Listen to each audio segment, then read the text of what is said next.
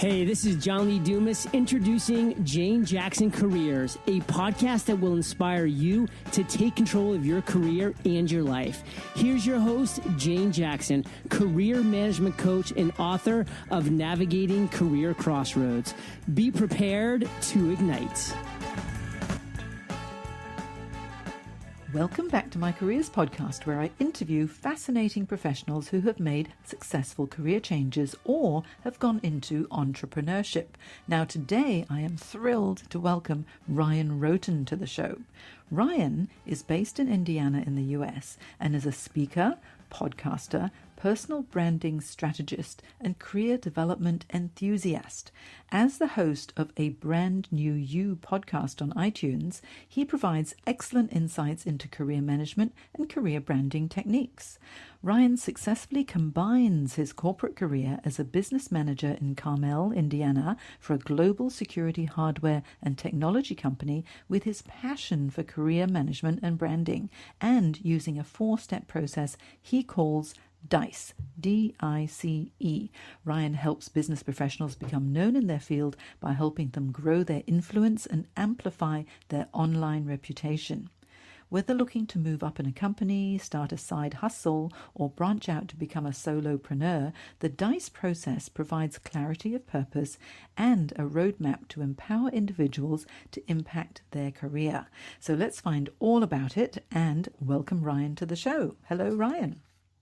Hello, Jane. How are you? I'm very well, and I've been looking forward to this conversation because I want to find out not only about your D.I.C.E process, because it's all about careers, and I'm all about careers, but I want to find out your career path, because you've actually had a really fascinating career path and you're combining it with entrepreneurship. So how about, to kick us off, let's find out a little bit about your early days and what sort of a career did you dream about in your teens? Wow, good question. So it's easy. It's an easy answer for me. My career that I dreamed about when I was a teenager and even through most of college was I wanted to be a pilot. And so I went to school to learn to be a pilot, and I am actually now, even still today, a licensed instrument and commercial pilot, as well as a registered FAA mechanic. You do that now. But that wasn't your career. It's now a hobby? We could call it a hobby, sure. I think for it to be called a hobby, you actually have to engage in it every once in a while. And I haven't flown a plane in probably, almost 20 years now. Really? Oh, what a shame, because it's such an exciting thing. Actually, mentioning flying, I did 10 flying lessons way back in the early 1980s, but then I kind of got a bit nervous when I had to go under the hood, so I didn't pursue it. So you've got your license, so I'm really, really impressed. And so you were doing your flying and you enjoyed it, and then what happened? Interesting question. My whole career, actually, when I sit back now and I look at it, it's been just a series of decisions that have led me along a path. And whether I was doing it consciously or unconsciously, I almost always gravitated towards my strengths. And one of the things during my flight school, or actually during the maintenance portion of my college career, so I was actually kind of a dual major. I was a pilot major and a mechanic major. And in the maintenance portion of college, I got the opportunity to work with composite materials, which is basically Kevlar, graphite, fiberglass, those types of materials. And I really enjoyed it. And at the same time that was going on, I became a TA for a professor, and so I was running and teaching some of his classes. I was really getting into composite materials. And at the same time that was happening, I had some friends who were in the flight school and in really just the maintenance program in general, and they left school, got jobs while I was still in school finishing up my degree. And during the time it took me to graduate, some of them had lost their jobs. Because back when I was in school, the airline industry here in the States was going through a lot of consolidation, and so there were a lot of layoffs and things. And so I watched my friends who left with maintenance degrees and left with pilot certifications go get a job and then get laid off and have no job.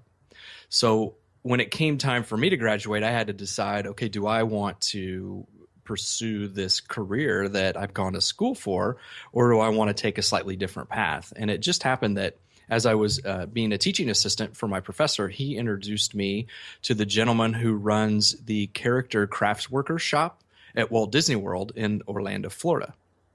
And so I interacted with that gentleman my senior year in college and decided when I graduated that I wanted to go into manufacturing more than I wanted to be a pilot and more than I wanted to be a mechanic.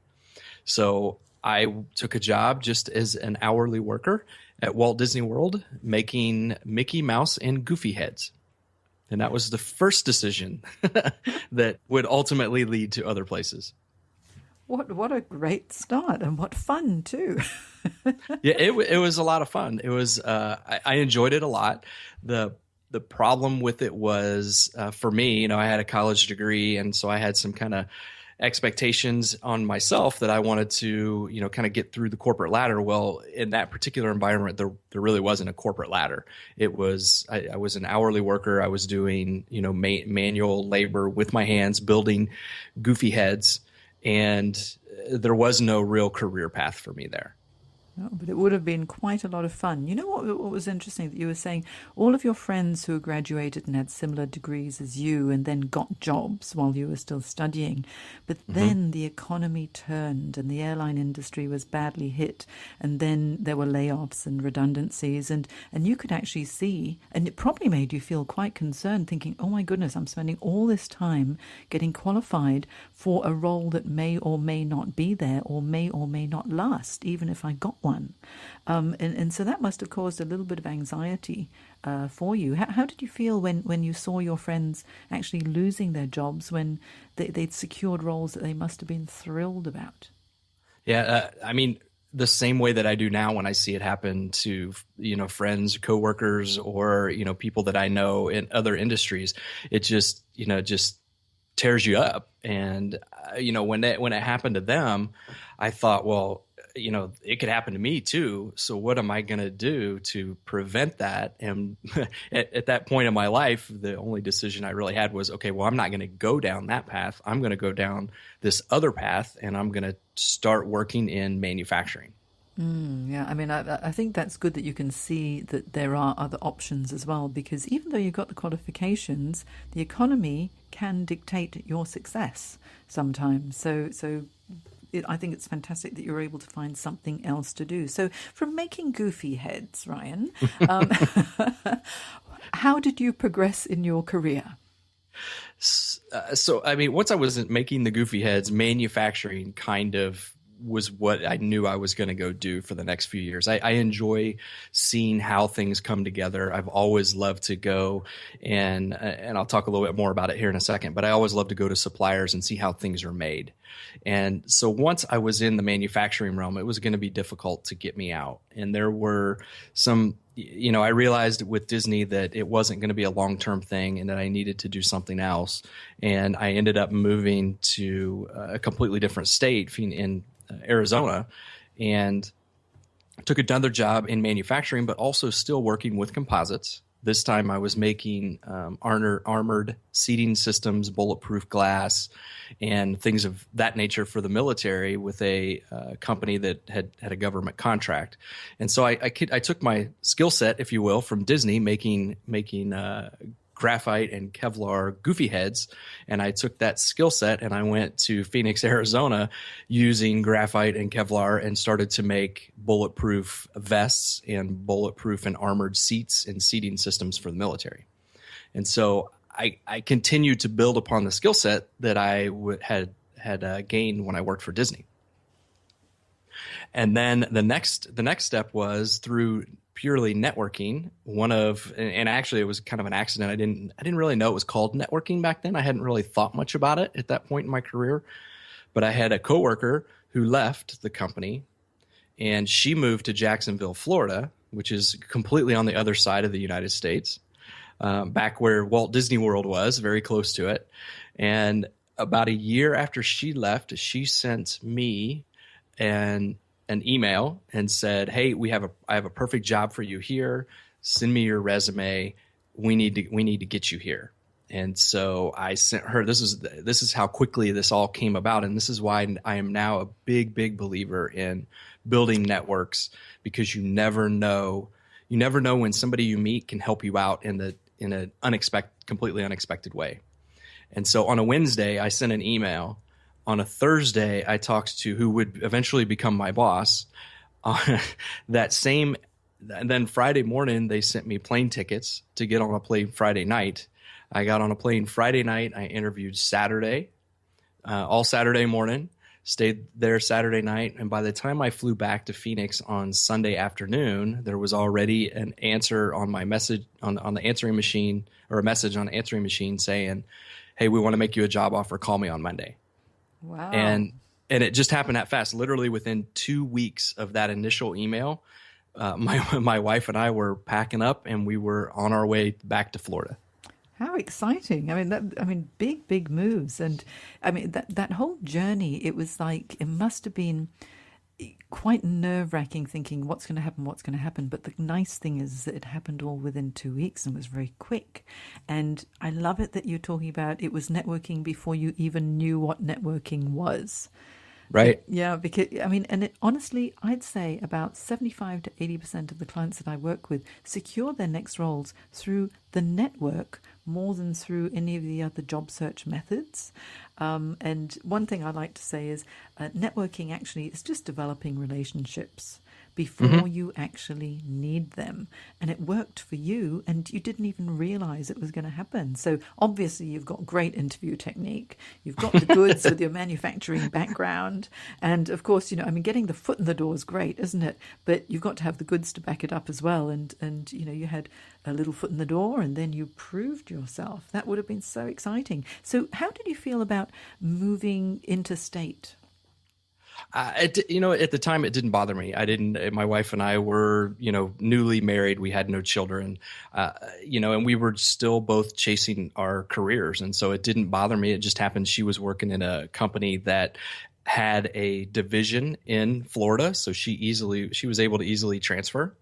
And so it just worked out. I mean, everything kind of added up to say, okay, this is what you need to go do. And when you made that move, I'm just thinking now, my line of questioning is to find out how you made the transitions, because getting a new job is all well and good, but actually moving country or moving city or moving state can be quite a big deal for some people, but for you it sounds like both you and your wife embraced the new environment and getting to know new networks, new friends. How did you find that sort of change and settling in period? I enjoyed it. My wife especially enjoys it. She grew up in a military family, so she's used to moving quite often. I didn't have that. I actually stayed in one place and growing up and kind of all through college too. And so one of the things that promises, if you will, that I had made to myself was I was not going to take a job in my home state when I got out of college. I wanted to move around and see different parts of the country. And so I was able to do that for my first 2 jobs. Unfortunately, the company that I moved to Florida for, about a year and a half after I was there, they actually shut down. But that's a risk that you take when you make that kind of move. And it just happened that yet again, during that time frame that I was working for the new company in Florida, I was sent off to multiple training sessions. And I actually met my next employer and boss through one of the training sessions. And again, more networking. Yeah, it's funny. I look back, now that you're making me think about this, I honestly can say I have not taken one job since I graduated college where it was not because of my network, because of someone that I knew at one of the places I went to. Does that mean you have never submitted an online application? I have no. I mean, you have to apply online, even though you know somebody internally, but you also know once you do that your name's going to get floated to the top. But I have never, I've never received a job because I put in an application through an online posting, and they just said, "Hey, this is a great resume. We need to call this guy." Yeah. I can never really emphasize enough to anyone going through any change how effective the network can be. And also, I mean, you've got to be personable. People have got to like you and know you and trust you as well. But obviously you develop really good relationships and having the skills and the knowledge and a good personality too, Ryan. And a good personality so that you really fit in the culture. It makes such a difference, doesn't it? And so from that role in Florida, tell me a little bit more about what happened next. Okay, so they announced that they were going to shut down the facility. So I knew that I was going to need to find a new job. I had met a couple of different recruiters along the journey, so I reached out to one of them. And then at the same time, I also reached out to the gentleman that I had met at training. It was really interesting because when I went to the training, the very first night at the very first dinner, this guy stands up at the table. There's probably 15 or 16 of us at the table. And he says out loud, "I am hiring.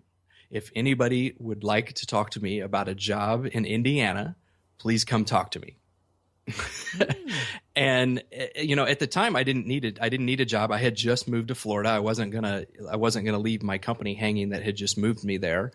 But I did have a conversation with him. We talked and got to know each other before I went back to my company in Florida and continued my job.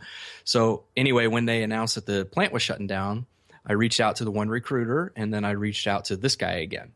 And it just happened that I ended up with two opportunities through that. One was working for a company in Wisconsin.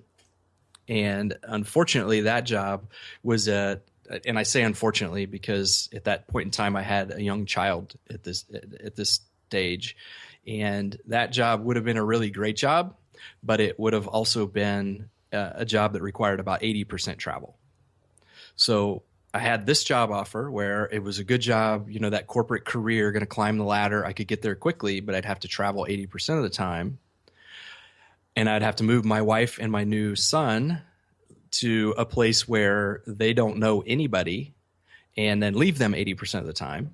Or as it turned out, the guy that I had worked with at the training session, he worked for a company called Otis Elevator in just south of Indianapolis in a city called Bloomington. And he was hiring again, and he made me a job offer so I could move my family back to Indiana, where at least I had family. So if I needed to move, or if I needed to travel for work, then my wife would be able to, go, call on my mom or my dad if they needed help, if she needed any kind of help. And so I ended up taking the job in Indiana, and that's kind of how that's exactly how I got back to Indiana. Oh, and it was a values-based decision, it sounds like. It really was. When I look at your book and I look at the things, in the life inventory, I hadn't written them down specifically, but one of the things that was really important to me at that point in my life was making sure that I was there for my wife and my son. And so I made the decision to not take this, because it would have been a great position with a lot of global experience. And that's why it was 80% travel, because I would have been responsible for implementing lean manufacturing at 24 locations throughout the world. And which was just like a massive job. And as soon as I started doing the math and realized I'm going to be gone like all the time, I just knew in my heart it wasn't the right job. It wasn't the right job for me. Yeah. If it had come at a different point in your life, when, say, it was before you had a child, then it might have been a harder decision to make, because you think, okay, darling, I'm going to be traveling a lot. It's going to be really great for our future and a wonderful career path for me. And then you probably would have thought a little bit longer and harder about it. But knowing that priority is family, and family happiness really is number one, isn't it, up there with health, it made your decision to move to Indiana so much easier. So, and also, family values, career values, they change over time, don't they? Oh, yeah, absolutely they do. Absolutely they do. And, like I said, if it had that happen when I was younger, you're absolutely right. We would have jumped all over that, and she probably would have traveled with me. But in that season of our life, we were, it wasn't the right decision to make. Mm-hmm. And so now you move back to Indiana, and I know you're in Indiana now. How did the career progress from there? So I worked for Otis Elevator. It's as I think you call them lifts. But I made the elevators, and so I got involved in supply chain management at that point. I moved out of, kind of directly the manufacturing side and went over to the supply chain side, and I started working with our suppliers and working with them to implement lean manufacturing or to help them troubleshoot problems, whatever help or assistance they needed to be able to provide us with the product that we needed. It was my team's job to go do. And I was working for a gentleman that I really, really liked. And I'd been with the company, I think at this point, from, let's say, close to 5 years, maybe just over 5 years. And I was working for a guy I really liked. And I still remember this day. I can close my eyes and picture it. It was one of those moments where you go, Anyway, he came in, he called a staff meeting, and he announced he was leaving the company and that he was going to go work for another company called Ingersoll, which was on the north side of Indianapolis. So it's about, driving wise, it's about an hour away from where I was working. So when he was done with his announcement, I remember feeling really, kind of bummed out because I really did like working for this gentleman. And I just went to him and I said, hey, if you ever need any help or assistance while you're up there, give me a call and let me know. And, he said, okay, what do you think you'd like to do? And we had a quick chat about it. And then he took his 2 weeks notice and left, and I didn't see him. 30 days later, he called me and he said, here's a phone number of the guy that you need to call here. I've already talked to him about you. Just give him a call today. So I called the guy. He was waiting for my phone call because they had spoken beforehand. And long story short, 2 weeks later, I started working at Ingersoll. Fantastic. It's amazing how all the pieces of the puzzle just fall together. Yeah, and I think what you said earlier too is it wasn't just the connections. Connections are great to get the inside to the company to get directly to hiring managers, but you also have to have the skill set to go with it. And for the positions that I was applying for, I was just building upon all of the skills that I had been, gaining throughout my career. And so they were all natural, logical progressions for me. But it certainly did not hurt that I had an in, if you will, with a lot of the hiring managers because I had met them and, in effect, networked with them at a time when I didn't know I needed them, but eventually did. You know what? Looking through your LinkedIn profile, so there was Ingersoll, and then there were some other moves and other things going on in your career. And you have this also entrepreneurial venture as well. So can you tell me a little bit about that journey? Sure. When I moved to Ingersoll initially, I was still in supplier quality and development. So I took on a global role. I was responsible for the quality that was coming out of all of our suppliers, as well as the development of all of our suppliers worldwide. And I did that for the first 3.5 years of my time with Ingersoll. And then I sat down. I had a really great boss at this time. And I sat down with her, and she and I had a really kind of heart-to-heart discussion about where I wanted to go next in my career. Because at that point in time, I had spent almost 10 years working with suppliers and working in the supply chain. And so there were a lot of, okay, I've been there, done that. I had kind of lost my sense of urgency because all the problems were becoming the same to me.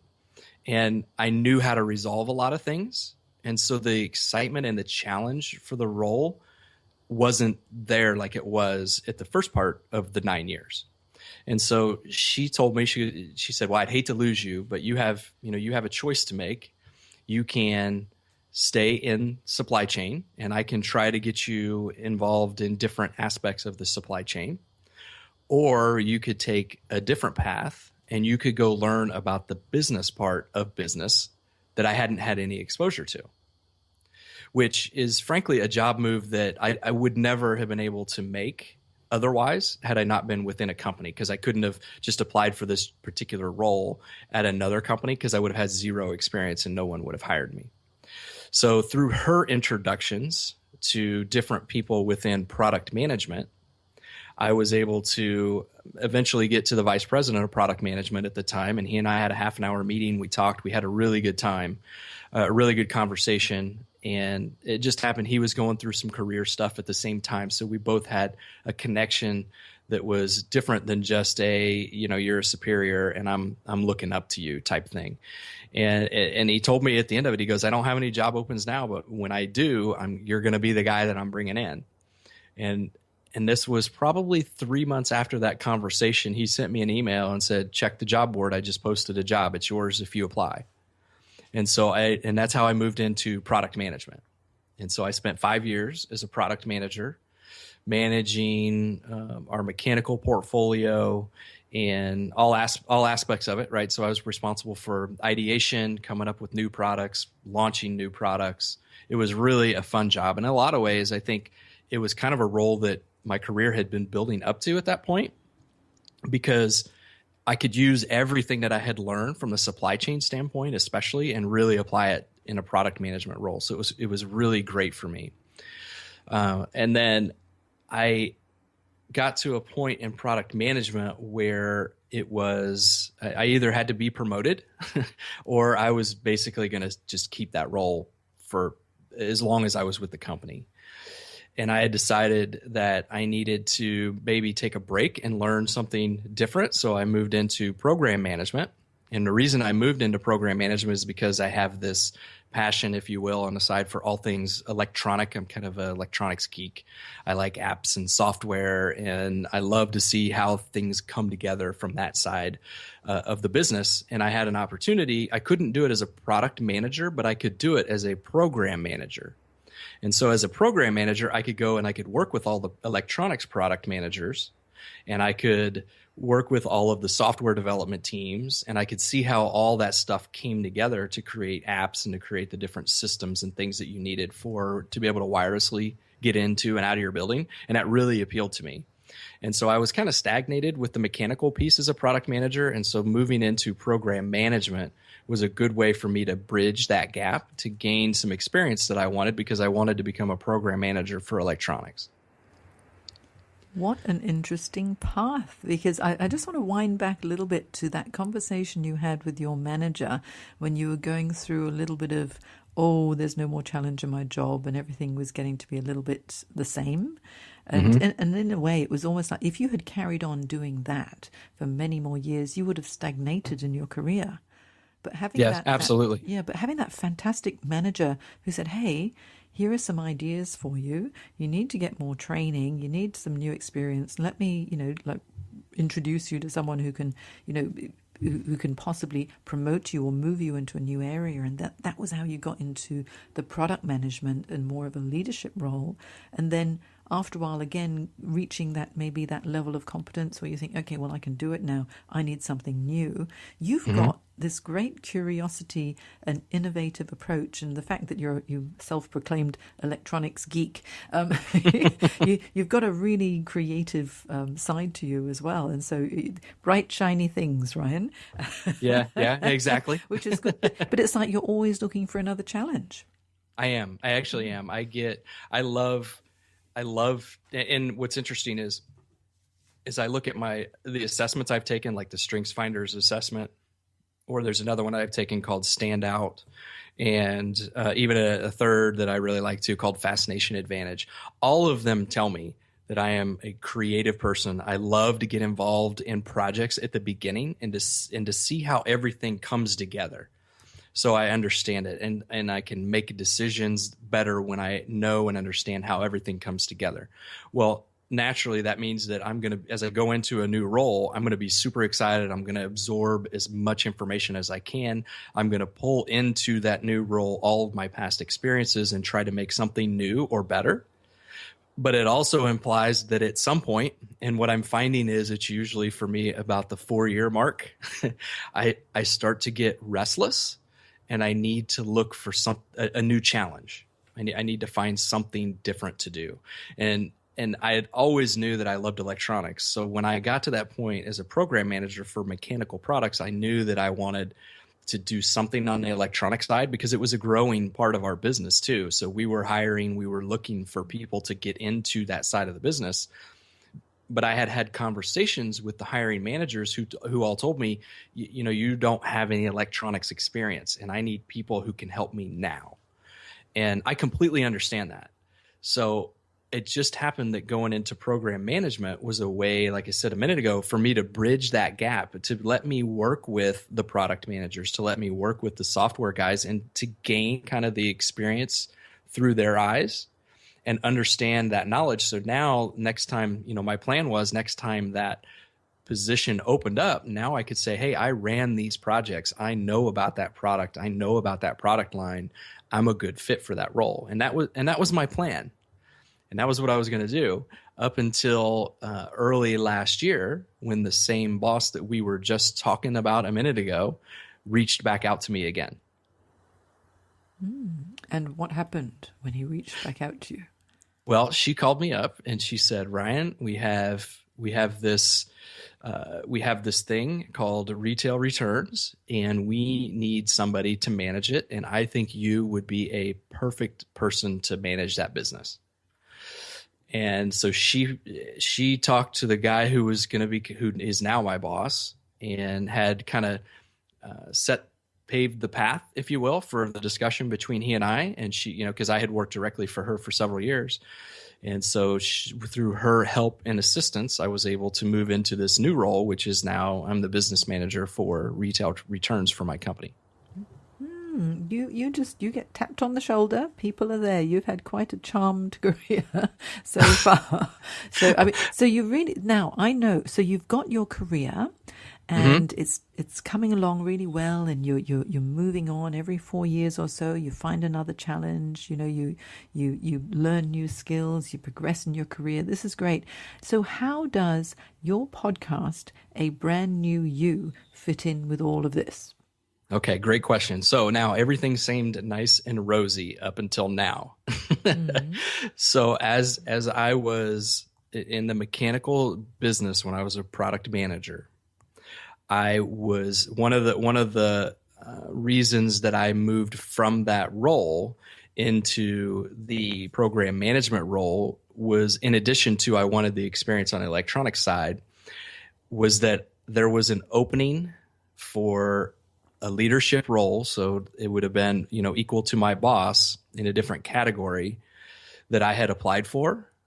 And everybody was telling me at this time, Ryan, this job is yours. You got it. Even my boss was saying, I don't even know why they're interviewing you. They should just put you in that job. And it turned out that during the time I applied to the time I actually was interviewed, they had made a leadership change. So the position I was trying to apply for, that position's got a new boss. And I interviewed with the new boss after he had only been with the company for 3 months. So he didn't know me. He didn't know what I had accomplished or what I had done, the previous 8 years of my career with the company. He just knew me through for a half-hour discussion that I had with him about the position. And so I got done with that, and I felt pretty confident about it. But it turns out that he didn't feel that I was ready for the position. And so I didn't get the job. And it was really, to me, it was that job. If I think all the way back to even when I was, doing the Mickey Mouse goofy heads, it was that job that you work for. It was the director level. It was the vice president level. It's that kind of top of the tier position that you want to get to, that you're working for, that most of us go to school to get there, if you will. And I got turned down for it. And it was, to say it devastated me would probably be too much of an exaggeration, but it didn't make me feel really good, if you know what I mean. And, so I had, just like anybody else, I had two choices to make at that particular moment. And, there's a book that I love the quote from. It's called 1,000,000 Miles in 1,000 Years by Donald Miller. And he refers to these moments that we have in our lives as inciting incidents. And basically what that means is something will happen to you that will cause action. And so we have two choices when that happens. You can either not take the action, or you can take the action. And it just happened that as I was going through, this kind of, I'll call it a sulking or a moping time where I was feeling a little bit sorry for myself because I didn't get it. I was trying to figure out, though, what was wrong with me. And I kept asking myself, what's wrong with me? Why didn't I get that job? What's wrong with me? And I happened to have an hour-long commute to work, so I listened to a lot of podcasts. And I was listening to a podcast whose name I cannot remember right now, but there was a lady being interviewed, and she was talking about personal branding. And as she was talking about, all the aspects of personal branding, the hair, literally the hairs on my hand and on the back of my neck, they all started to stand up, and it just felt to me like she was speaking directly to me. And so the rest of the day, I thought about the questions and the things that she was talking about in the podcast. And I came home that night and I told my wife, I said, I think I need to do this. I think I need to hire this lady as a coach. And so the next day, for the first time in my life, I made an investment in myself and I hired her as a coach. And it turned out to be one of the best decisions that I think I've ever made, because it helped me rediscover me. And so that's how this whole podcast thing started to come about. It didn't happen right away. I went through this period of learning what my personal brand was, what personal brands are, how you can use them. And I just became, so back to my curiosity and my creative side, I became very curious, all things personal branding. I wanted to know everything. So I consumed as much knowledge and information as I could find. I turned my car into Automobile University, and any book on tape I could find on the subject, any podcast I could listen to on the subject, I did. And as I was doing this, I was reaching out through social media networks to other people who were doing the same thing. And so without knowing it, again, I'm building this network of people. And I noticed that folks started to come to me eventually to ask me questions about personal branding and, how can I help them discover their personal brand? And so it just kind of has built up on itself. I was doing a lot of actions and activities, and I didn't really have a framework or anything around it, but I knew that the knowledge I was gaining, I needed to share it. And so I had surrounded myself at that point in time, and how I got to this point is probably a longer story than you have time for on your podcast. But I had surrounded myself with a bunch of people who were doing internet marketing, and all of them had podcasts. And so when you surround yourself with people who are doing something and you're the only one who's not doing something, eventually you're going to end up doing it too. And so they all encouraged me to say, Ryan, you need to share what you're learning with as many people as you can. And so that's what got me thinking, okay, maybe a podcast is the right thing for me to do. And the next investment I made in myself is I went to a podcast movement conference to learn about podcasts, but I had no podcast idea, or I just knew I wanted to do one, but I didn't know what it was going to be about when I went to the conference. But by the time I got done with the conference, I knew what it was going to be about, and I knew when I was, who I was going to interview and when I was going to start it. I think that journey gives me goosebumps, honestly, because it all stemmed from you being rejected for a role and analyzing what went wrong. And actually, it was probably because your branding wasn't strong enough at that point in time, so that the person who was interviewing you didn't really know enough about you, because you said he didn't really know you and the interview wasn't really that long, and then this decision was made and that was the end of that. But good for you for reinventing yourself. And so now a brand new you. I listen to your podcast. It's just so interesting as well, because when talking about podcasting, it's such a good way to learn just about anything. And especially if you're on the road a lot and listening, it's that perfect opportunity. Now, you mentioned that you went to a podcast movement conference. Was that the one last year with John Lee Dumas and all these other famous podcasters? Yes, that was the second one. So I went to the very first one, and then I also went last year, and I'll be going back this year in, I guess, like 4 months from now. Yeah. Oh, how I would love to attend those, because John Lee Dumas, of course, is so interesting to listen to, and he's very, very inspiring. And another gentleman who I've interviewed on my podcast called Colin Gray. He's called the podcast host. I don't know if you've met him or not, but I found him also through listening to his podcasts. And I reached out to them and said, oh, I'd love to interview you as well. And they've all got the podcast movement in common. And now you're going to be there as well. And you're a podcaster, and I hope that you get to speak. That would be so good to hear you up on stage at the podcast movement as well. So you are following your passion, and you have multiple passions. This crossroads that you reached when you didn't get that role, and it spurred on this whole new direction. When you talk about it, Ryan, there's so much passion. And so how is A Brand New You going? It's going really well. What I like most about it is you get to touch places. What's we were talking about before we hit record. The podcast is it's a global thing, and you can reach so many people that you never knew you had the opportunity to. And I've been able to reach out and help people in other countries, which I still find absolutely amazing. And it's just, I love to be able to share what I am learning with others, and I love to be able to help people, because we all have, and this is probably one of the biggest misconceptions that I think people don't realize, is we all have a personal brand, and we can choose to nurture it and grow with it and use it to our advantage, or we can choose, and there are still some people who do this, they choose to ignore it and do nothing about it. And some of the people who choose to ignore it and do nothing about it are because they don't understand that they actually do have a brand. And so if I can, I'll walk your listeners through just a quick exercise to help them understand that they do in fact have a brand, because your brand is really important. I mean, it's just what you said a minute ago. I didn't have good rapport with the gentleman who was hiring. My brand at that point in time was not strong enough for him to feel it, if you will, within the organization. And so he made his decision based on that. And I can't fault him for that. But if you take yourself, close your eyes, but don't do it if you're driving, and you picture yourself in a conference room.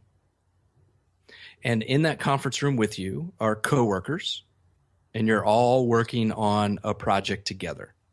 Okay. So you're talking about the project. You're kind of, maybe you're happy to be there. Maybe you're not super happy to be there, but you're talking and you're discussing the project, and all of a sudden the door opens and in walks a senior leader, and they sit down. What happens to the mood of that room? It could either all of a sudden get real quiet and get very serious, or it could continue as it was before, and everybody could say, hey, how you doing? Welcome in. We're talking about this. And, and your conversation just continues.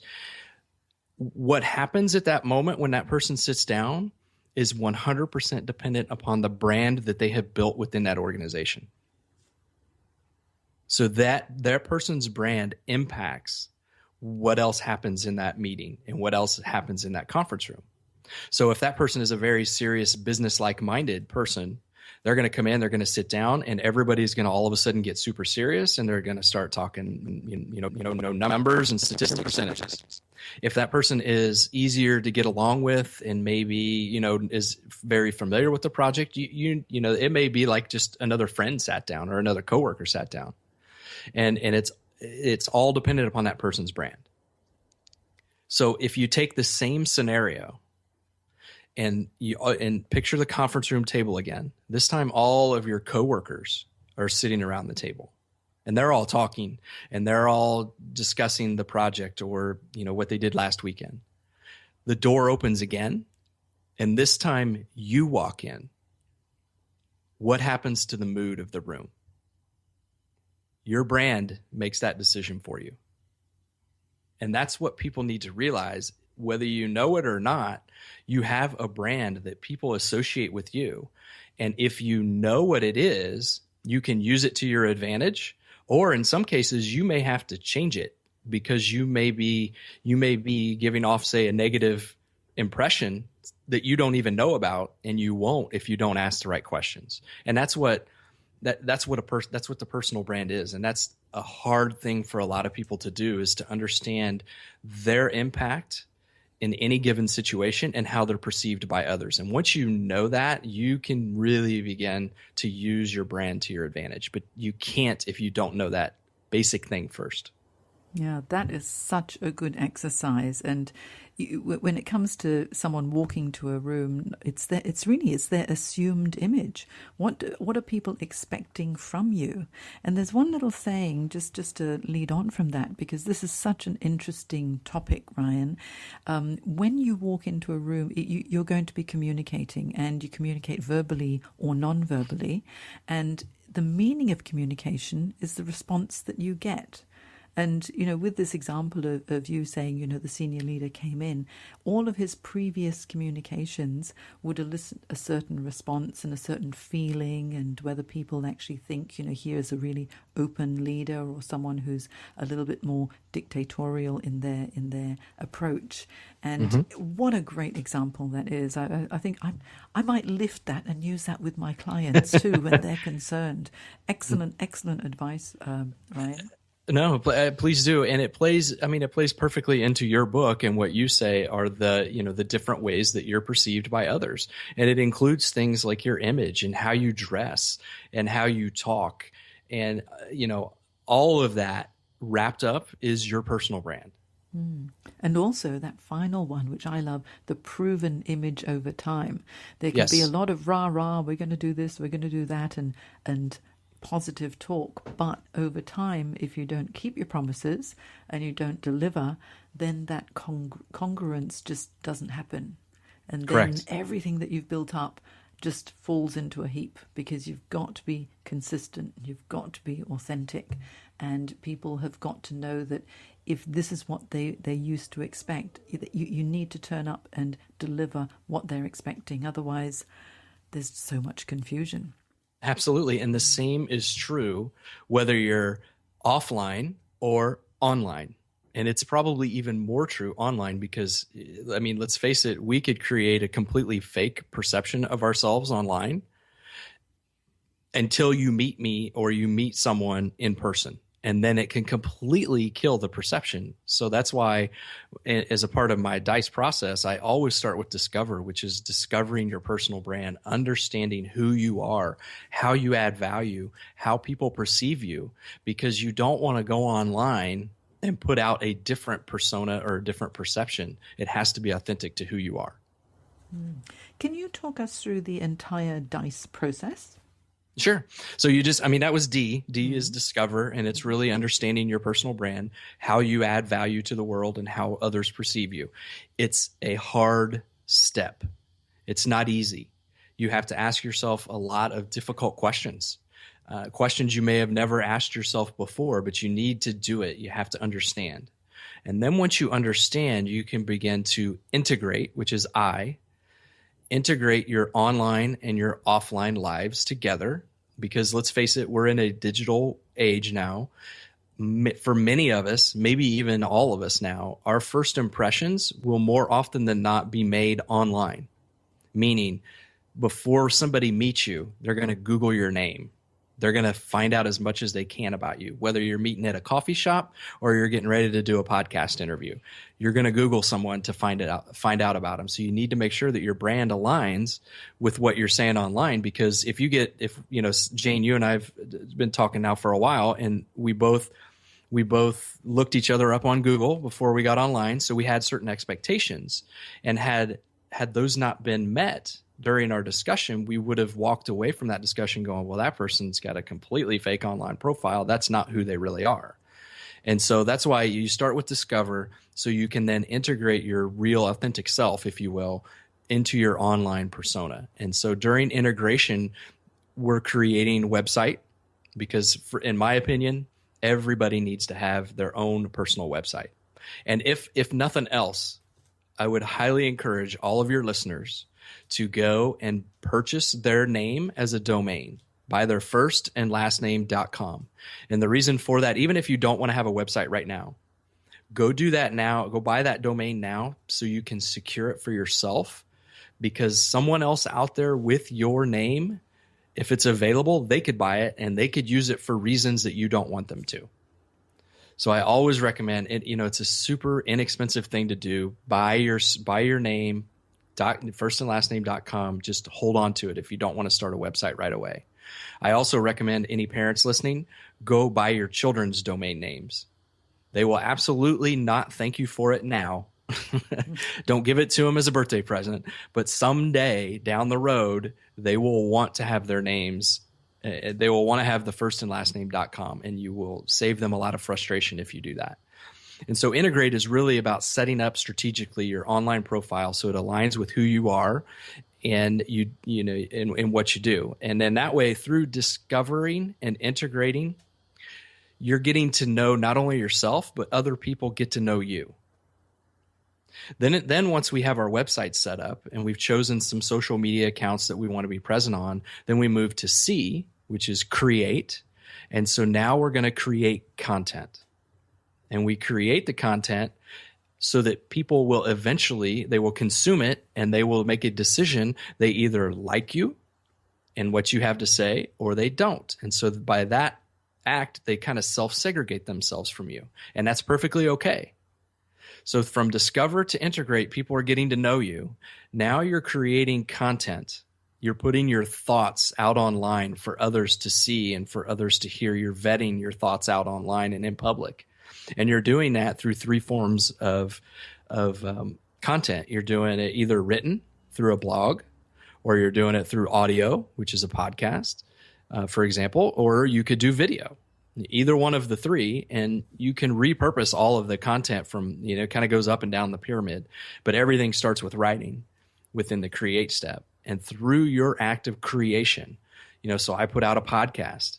People will listen. They will either like what I have to say or they won't. And if they don't, they won't listen again. If they do, then they will listen over and often. And so from discover to integrate, people now know you. Once you start creating content around a subject matter or your area of expertise, people will now start to like what you have to say. And once they start to like what you have to say, then you know that you've created some content. You can start to reach out to some people through the E step in D.I.C.E, which is engagement. And now that's when you're on Twitter and you're reaching out to people. You're networking, if you will. And you're doing it in a way that people want you to because they know you, they like you, and now they're starting to trust you. And so engage is, to me, it's the critical step in the process, but it's also the one that you really can't just jump into and do it without going through the first few steps before you get there. Because if you just start reaching out to people online, I mean, let's admit it, that's kind of weird. Right? If you just blindly start reaching out to people you don't know and they don't know you, they're likely not going to respond, and you're not going to get a lot of success doing that. You might get a few people who respond to you, but ultimately you're not going to achieve a goal, whatever that might be that you're trying to achieve, through jumping straight to engagement without understanding your brand, integrating your brand online, creating content that you want people to consume, and then ultimately engaging with them through D.I.C.E. What a great acronym. And I love the discover, integrate, create, and engagement methodology because it works so well. As you were going through it, I was thinking, am I doing that? And I realized, yes, tick, tick, tick. So, so far, so good. Yeah, absolutely. And another thing with create too, it's not necessarily you just creating content all the time. You can also curate other people's content. It's still creating content. You're just taking content that someone else has created and you're sharing it with a broader audience. If you go to my Twitter feed, for example, you'll see that I curate a lot of content in my Twitter feed, and I have very few tweets, if you will, that are just me, either talking to someone or posting my own material. I really like to kind of be the resource that curates a bunch of different information for people to come and look at. And so that's not to say I don't create content. I blog twice a week now, and I have this podcast, so I'm creating a lot of content too. But through my social media outlets, I'm trying to curate other people's content for a couple of reasons. One, I want to share as much knowledge as I can with as many people as I can share it with. But two, I'm being strategic in whose information I share, because in some cases, for example, I want to try to get someone on my podcast. And the best way to get somebody on your podcast is to share their content and to let them know that you appreciate what they're putting out. And so you want to share it. And then people will reciprocate by reaching back to me and saying, hey, thank you for doing that. I'd love to be a guest and help you out too. And what a great example, because Ryan, we found each other on Twitter. Exactly. Twitter is by far my tool of choice. Yeah, I've just found initially when I started using Twitter, I wasn't quite sure how well it would work because LinkedIn is really my medium, being a careers professional. But now I found that Twitter seems to be gaining more and more momentum. And while we're talking about that, your Twitter handle is at Ryan Rhoten. My Twitter handle is Jane Career Coach. But, I just want to go back to D.I.C.E. again. Something interesting that happened to me 2 days ago was someone approached me on LinkedIn and wanted to connect. And it was just a generic, I'd like to add you to my LinkedIn connections. And so I never accept those because I think if you can't be bothered to write me a personal note, well, I can't be bothered to accept you. And so I wrote back, just replied without connecting to say, thank you so much for your request to connect. How may I help you? And then they sent me a message back, which was good. But the message was, I've just started this great new business and it's getting really good reviews. I would love it if you would share it. And I thought, oi, really? Right. Really? I mean, this great new, I don't know if it's a great new business or not. That means I now have to take the time to go and look at all the reviews to decide whether it's a great new business. And the business wasn't actually in my area of interest anyway. So I responded back and said, thank you so much for replying so promptly. However, when it comes to networking, it really is good to develop a relationship first of all, because I have no idea what your business is like. I haven't experienced it myself, and I can't recommend something that I don't have first-hand experience on. So I would suggest that, I'm very happy to keep in touch, but give me the customer or the user experience first, and then I can make a recommendation. So that's actually one way not to use reaching out for people, where the first contact is asking for something. There's no relationship. Exactly. I mean, that person violated the D.I.C.E formula. Absolutely. They went right to engage. They did not let you get to know them or like them before they decided to reach out. And that's why it doesn't work. You can't just, if you just reach out to people, you're a salesperson, and you have to take time to try to figure out whether or not you even want to like what this person has to sell. And a lot of us, frankly, today don't have time to take the time to get to know people in that way. And you can't violate and jump straight to E and start engaging without building up, if you will. People have to know you and they have to like you before they will start to trust you and engage. Exactly. Know you, like you, trust you, 100%. I think the problem is that social media is so immediate that some people might get quite impatient and they want to see the results. But you got to remember that really social media, it is relationship development. It's the same as building a friendship or a working relationship. It takes time. You need to warm people up. People have got to really, as you say, get to know you and discover who you really are as an individual or as a brand. So, it all relates to personal branding. Now, Ryan, we have been talking for a long time. This is about double the length of my normal podcast. But sorry about that. Don't be sorry. You're so interesting. What I want to do is I want to have you back on the show and let's focus on personal branding, because I think that's something that listeners would be very, very interested in. And I think between the two of us, we'd have plenty to chat about. Okay, absolutely. I do want to touch on one thing if I can real quick. Yes. You mentioned somebody was getting in social media and they're not getting results fast enough. First of all, if they're on social media and they're thinking results, they've already failed. Yeah. Because social media is a conversation. It is not a conversion. If you want to convert people, you first have to converse with them, and social media should be used to converse with people. And so the result that you should look for in social media is to develop is to get people to know you and to like you so that eventually they might trust you enough that you could get whatever the result is that you're looking for. But first, you have to have a conversation. Yes, I 100% agree. And, in this world where everyone wants action and results so quickly, we do need to take a step back and really think about what is it that we're hoping to achieve and stay true to yourself. Mm-hmm.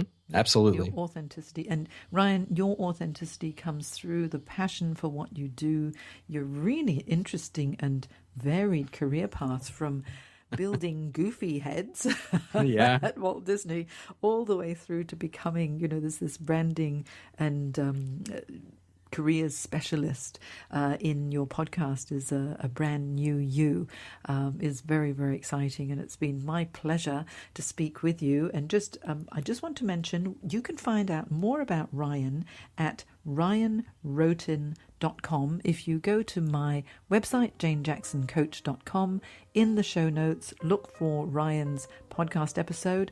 All the information will be there, his Twitter handle, his websites, and a bit more information about Ryan too.